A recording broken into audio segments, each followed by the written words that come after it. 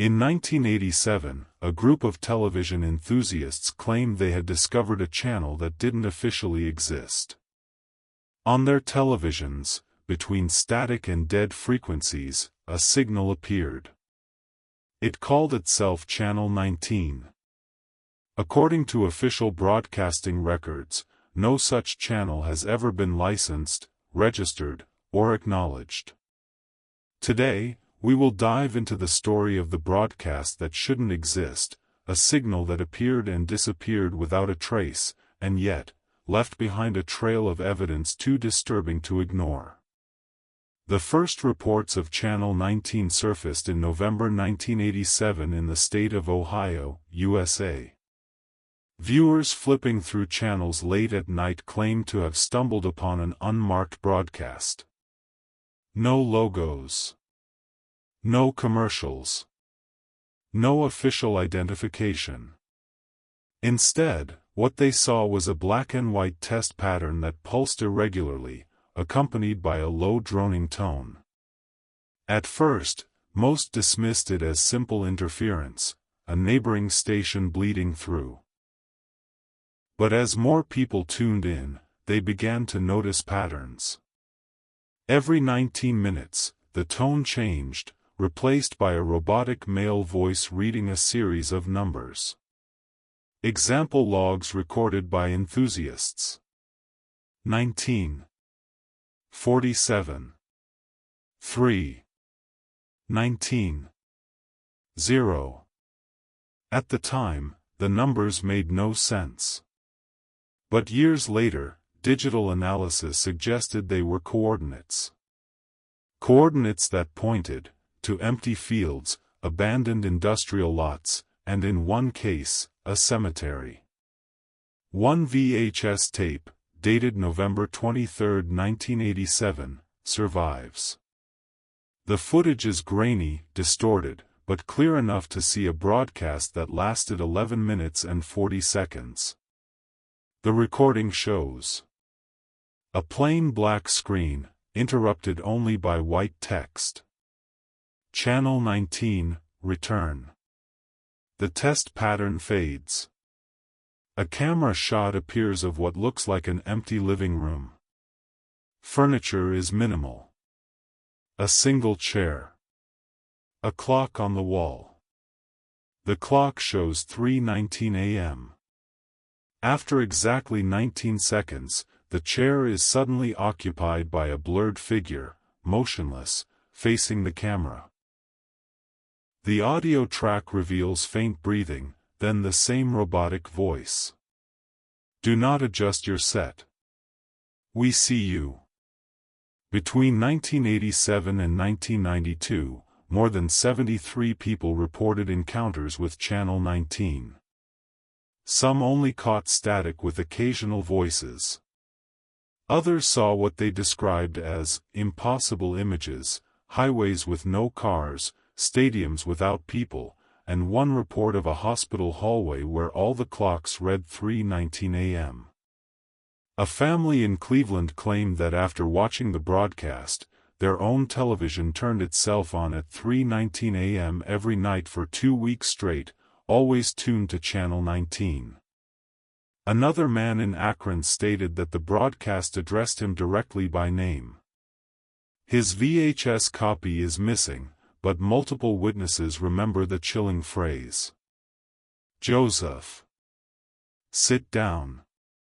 By 1993, the FCC, Federal Communications Commission, received enough complaints to launch a quiet investigation.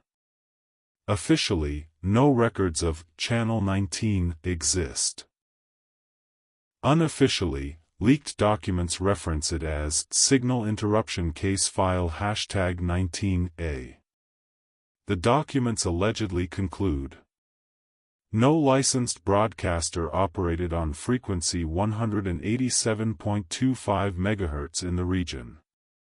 The strength of the signal suggested it was transmitted locally, within a 5-mile radius. Attempts to triangulate the origin failed. But the strangest finding was this: the signal often appeared inside closed environments where no antenna could reach. Basements, underground parking garages, shielded facilities. Researchers obsessed with the mystery noted disturbing patterns. The signal always appeared at 3:19 a.m. The broadcast length was always a multiple of 19 seconds. The earliest log file had 190 characters exactly. Victims often reported symptoms lasting 19 days, migraines, nosebleeds, insomnia. Some began to suspect numerological significance, linking it to Psalm 19 in the Bible. The heavens declare the glory of God, the skies proclaim the work of His hands. But in the broadcast, whenever Psalm 19 was read, the voice would distort after the first line, leaving only garbled screaming. After 1993, reports of Channel 19 dwindled. Most assumed the phenomenon had ended. But in 2004, the signal reappeared briefly, this time on digital cable boxes, which by design shouldn't pick up unauthorized frequencies. Dozens of viewers across 3 states claimed their cable box glitched, displaying Channel 19, you cannot leave. By 2012, fragments of these broadcasts began circulating online. Short clips uploaded to obscure forums showed distorted faces, cryptic warnings, and the same repeating numbers. Many of these clips were deleted within hours. Today, researchers in online horror communities have catalogued over 200 fragments attributed to Channel 19. Patterns observed. Video often shows abandoned interiors, empty schools, deserted malls, silent parking lots. Audio includes shortwave bursts and reversed speech.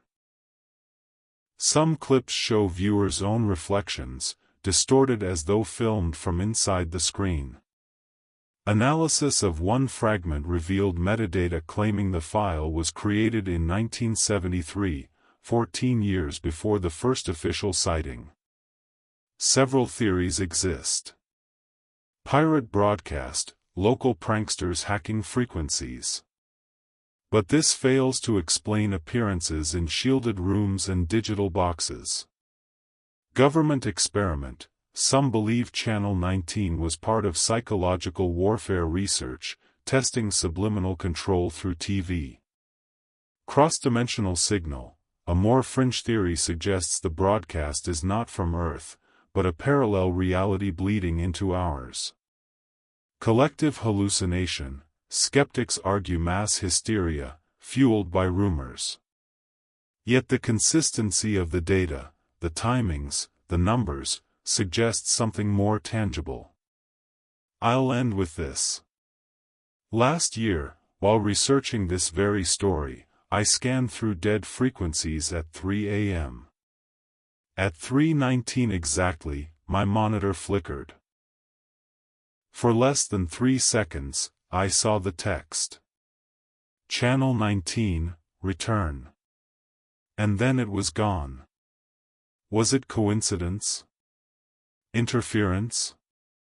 Or was I another witness to the impossible? Channel 19 remains one of the most persistent unsolved mysteries of analog broadcasting. A signal that never existed on paper. A broadcast no one admits to transmitting.